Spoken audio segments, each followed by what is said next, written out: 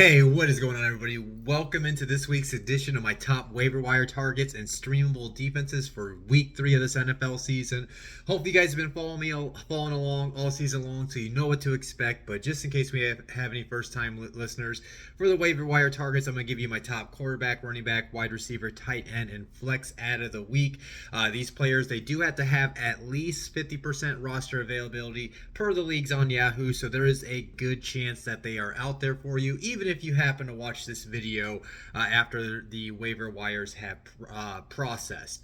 With that being said, starting with the quarterback position, as always, a guy I was wrong on last week as far as avoiding him, but it looks like the Saints offense is a lot better than what I and most people expect this year. It's going to be Derek Carr for the Saints. He's available in 80% of the leagues.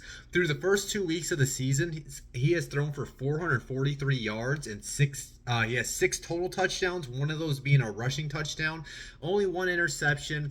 And I do like him this week if you are looking to stream a quarterback, because he is going against that Eagles defense where not that Kirk Cousins literally lit them on fire last night, but we saw them give up that game-winning touchdown towards the end of the game. So they have shown that and we saw what Jordan Love did against them in that first matchup in week 1 down in Brazil. So I do like Derek Carr if you're looking for a streaming option. And the fact that the Saints have scored on all 15 of their offensive drives this year, they're just off to a great start where if they can sustain this, there's a chance that Derek Carr is going to be a fantasy relevant quarterback, not only just for the beginning part of the season, but throughout the season. But yeah, I think he just at this point is a really good streaming option, just because of how how great the New Orleans Saints' offense has been, especially with him taking those deep shots to Rashid Shaheed in the first 2 weeks.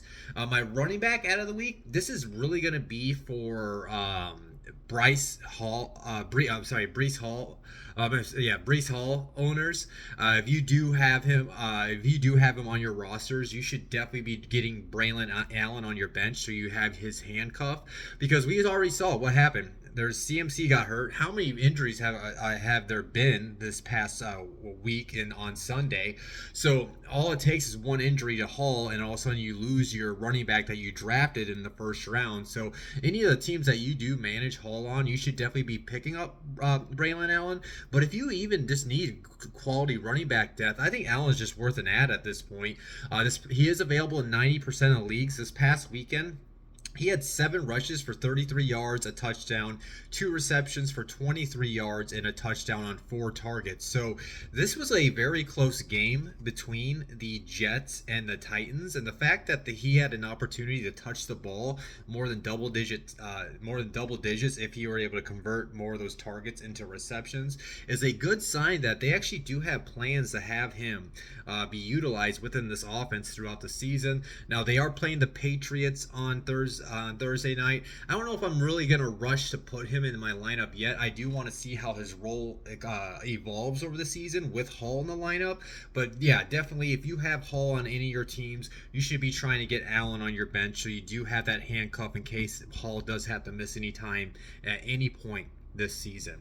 My wide receiver ad of the week, I'm going with Jerry Jeudy. He's available in 59% of the leagues. This past weekend for the Browns, he had 5 receptions for 73 yards on 6 targets. Now he's received at least 6 plus targets in the first 2 games. And then the reason why I like him this week is, say you maybe lost Cooper Kupp this week, or you lost Deebo Samuel and you don't really like your options on your bench. I think Jerry Jeudy is a sneaky play against the Giants defense, who have been given up a lot of yards through the air in the first 2 weeks. So I think he's a sneaky play. And then if he can maybe start to see 8 plus targets a game, you're looking at it maybe like a low end wide receiver 3 who could potentially get to a high-end wide receiver 3 if Deshaun Watson can he had some flashes this past Sunday. If he can turn those flashes into consistency, you can maybe see this Browns passing attack improve, especially once they get their starting tackles back in the lineup. My tight end out of the week, he was my top start of the week, my top streaming option for tight ends last week. That was I definitely got Hayden Hurst wrong, but at least I did get Mike Gesicki right on the top start. He is available in 94% of the leagues. This past weekend against the Chiefs, he had 7 receptions for 91 yards on 9 targets. Anytime I see a tight end that gets A+ targets, that pops out to me.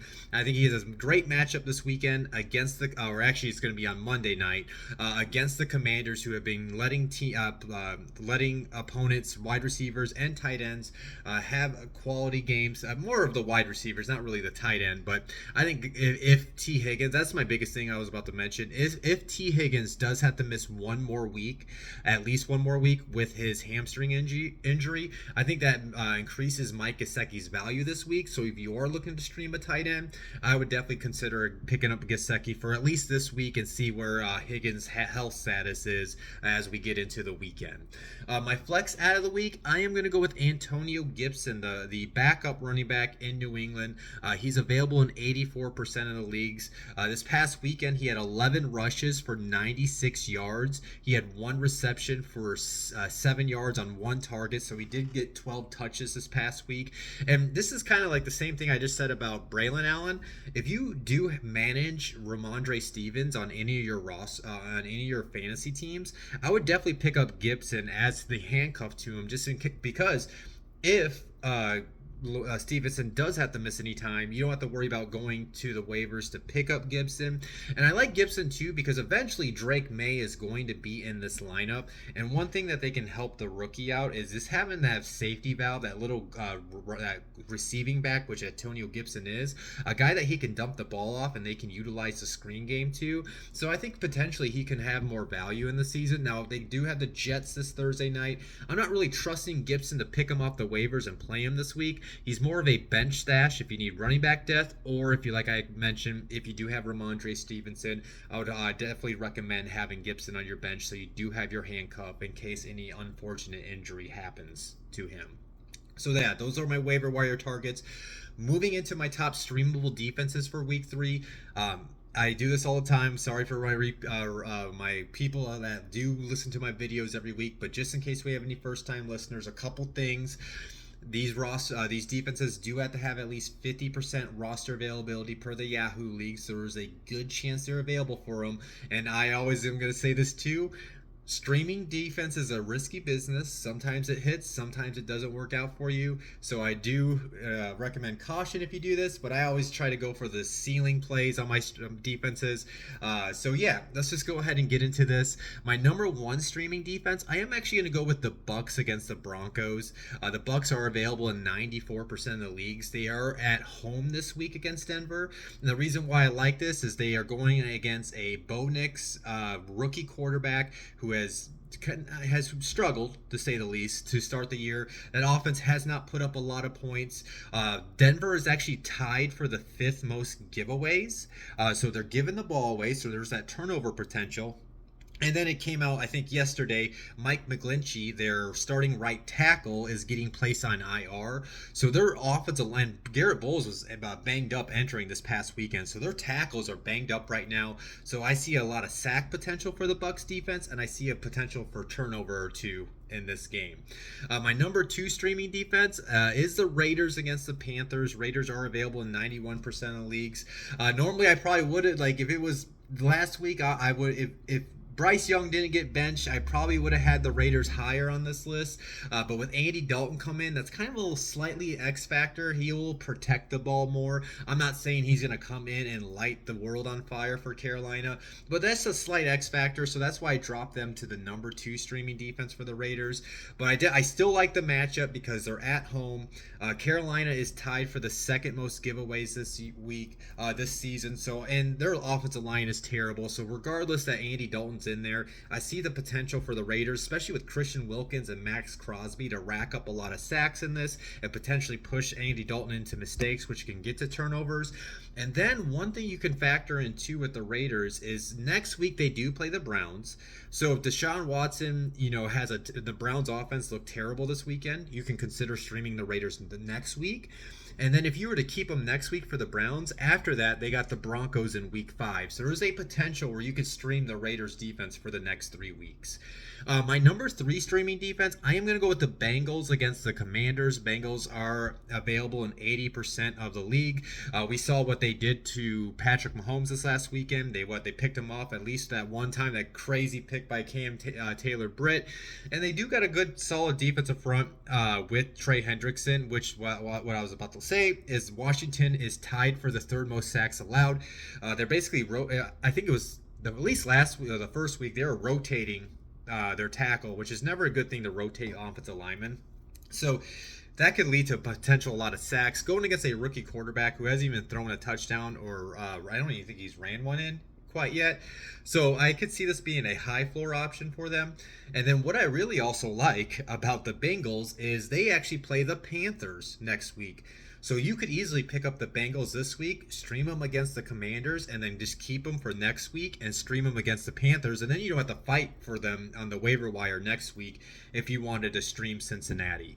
Now these next 2 defenses, these are probably going to be deeper leagues, probably going to be 12, 14 team leagues if you miss out on the good options to stream this week.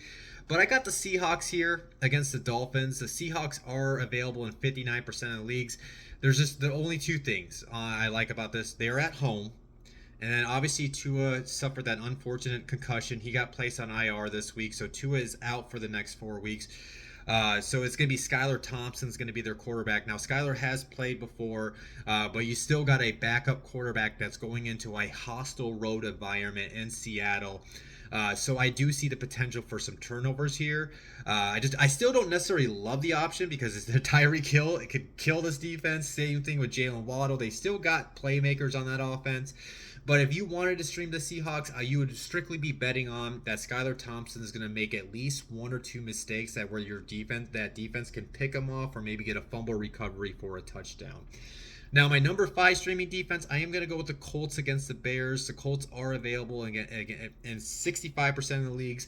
Reason why I will go ahead and say this, the reason why I did not rank them above the Seahawks, even though the Bears have a worse offense than the Dolphins, is because the Colts do have the worst rush defense. But the thing is, the Bears have a terrible offensive line, and they have had a bad rushing attack to start the season. So it's kind of a weakness versus weakness matchup as far as the rushing attack for Chicago against the struggling rushing defense for the Colts.